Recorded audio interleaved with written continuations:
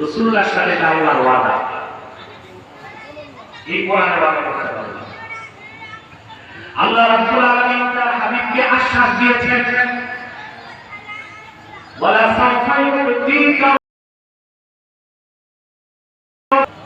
প্রিয় হাবিব মুহাম্মদ সাল্লাল্লাহু আলাইহি ওয়াসাল্লাম, আপনার রব আল্লাহ আপনাকে দুনিয়াতে যে নিয়ামত দিয়েছেন তার বর্ণনা করি, আখিরাতে যে নিয়ামত দিবেন তাও চিন্তা করা যায় না। ততক্ষণ আপনাকে দিতেই থাকবেন যতক্ষণ আপনি রাজি না হয়ে যান। ইমাম কুরতুবী তাফসীর কুরতুবীতে লেখেন,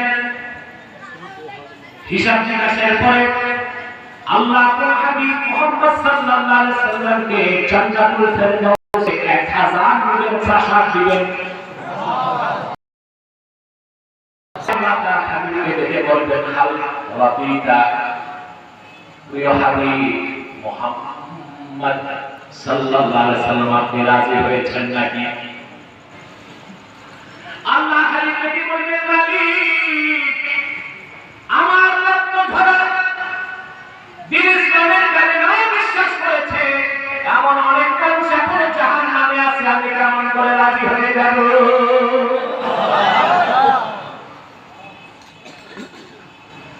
আল্লাহ রাব্বুল আলামিন মালিক ফেরেশতাকে ডেকে বলবেন,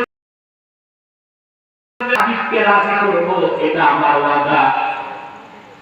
জাহান্নামের দরজাগুলো খুলে দাও, আমার হাবিবের যত ইমানদার উম্মত আছে গুনাহগার, আর শাস্তি দিব না, তাদেরকে জান্নাত দিয়ে দাও। আল্লাহ হাবিবের সমস্ত ইমানদার উম্মত জান্নাতে চলে যাবার পর আল্লাহ হাবিব ডেকে বলবেন, মালিক, আমি রাজি হয়ে গেলাম, তোমার সাথে জাহান্নামের কোথাও আমার একজন ইমানদার উম্মত আর নাই।